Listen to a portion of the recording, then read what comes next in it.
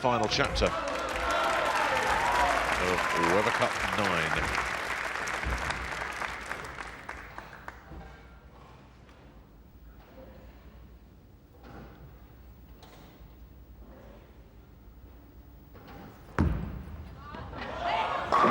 That'll do for starters.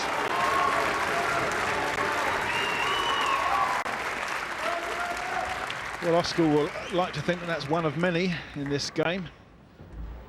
He's only got 10 trying to do. Chris Barnes with half an eye on the American football scores at the moment. He wants to know how the Kansas City Chiefs are getting on. Kansas City Chiefs have been doing this season what Team America are.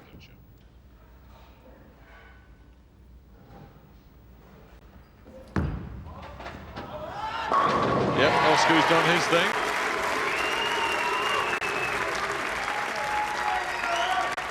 Consistency throughout the course of the 10 frames.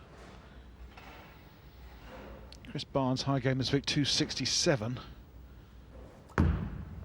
He too is looking for a second strike and makes it. So they're both off to a flyer, which is kind of what we expected.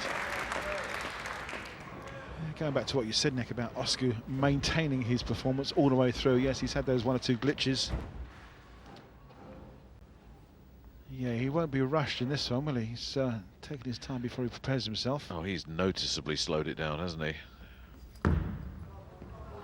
But to good effect. A turkey. Well, if he goes all the way, he certainly won't mind any criticism about bowling slowly.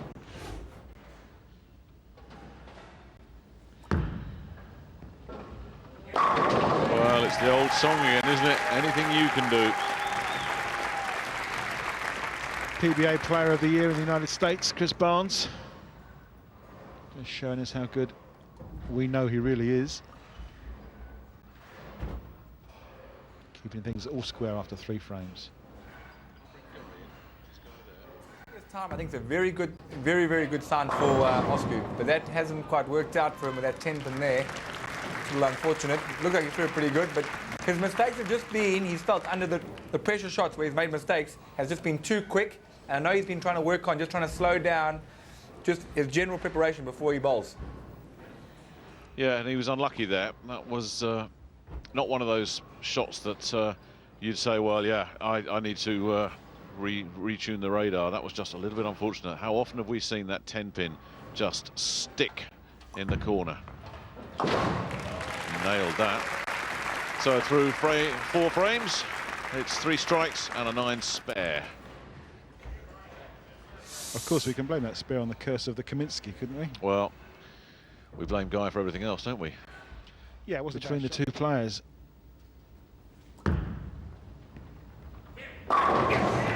Yeah, there it is. There's the pullback to open up. His nose is in front. He will want to stay there. Absolutely solid as a rock from Last Chris time out, Barnes. but he needs the 10-pin gods on his side here. And another terrific pocket hit, so he's still in business. 10 frames. Barnes has taken 5 here. Yeah, I thought it might be a good outside bet to predict that 2-300s will be rolled on this single lane, especially with the caliber of player in both sides. You're not going to get 10 better players anywhere in the world.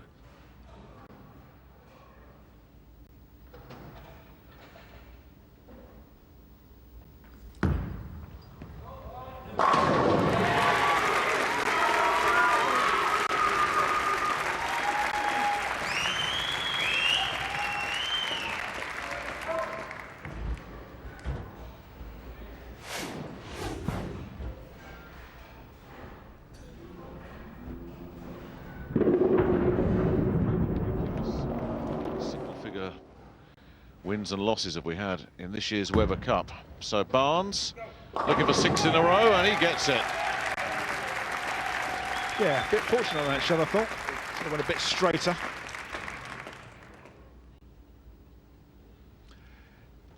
Yeah, Palermaa pacing 279. And still is. How important could that That went down in slow motion, but it fell. Lots of rotation, slightly light on the head pin, and here comes that head pin.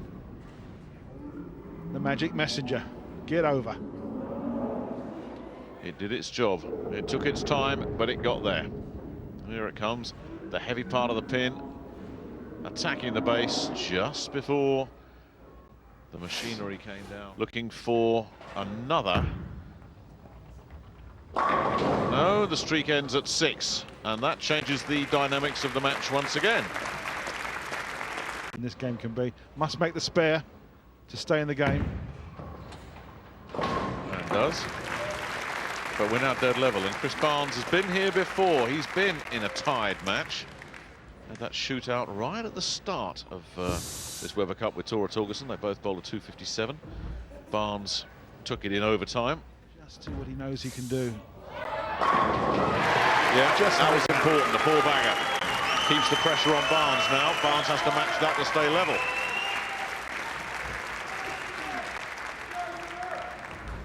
Yeah, great bowling so far from both players. The pressure. Oh, Barnes is the man who's blinked. Yes, indeed, and Grimace look for Tim there. So 2 pin that's left standing. Slightly light on the headpin, hasn't just picked up and turned up to the lane, only just makes the headpin, and he's fortunate to carry more pins than that. He's very fortunate. Looking at that replay, that could have been a real mess.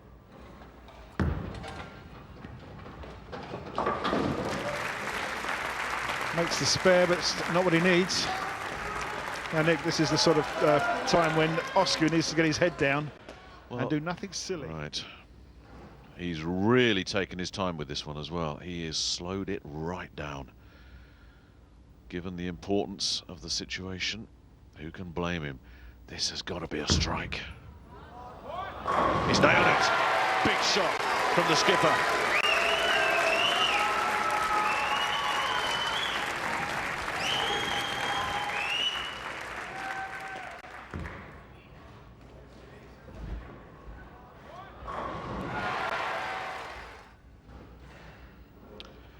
So, Osku Palermaa has set the bar very high, and Barnes is the man that's collapsed. Well, well, well. Right out of the pocket. TJ not looking very happy, and Chris has left himself the 3 and the 10 pin. It's a baby split. Not to be ended tonight. Well, he's given himself just a glimmer of a hope of a chance, but he needs Osku to let him in. And with 1 frame to go. Well, let's not go there, Nick, because Osku's got the chance to nail this game. He's also got the chance to lose it. It would be an incredible fall from grace for Osku Palermaa if he blew this from here. All he needs is a strike. That'll do it. We need a strike. He's got it. That erases any question mark about the destination of this point. Well bowled, Osku Palermaa. Just buries the first ball in the 10th. Makes it 6 strikes in a row. Well, as Osku concludes what's been a very important game, what do you make of this? Because, I mean, we've asked questions of him, Guy. He's come up with an answer tonight, hasn't he? Is that going to change the momentum of the whole evening session? Only time will tell. Yeah, that's what it is to be a captain. If he could do it over again, would he have sent out a different lineup? Too late now for Chris Barnes. Mac knows it's not over yet. And Mac a key.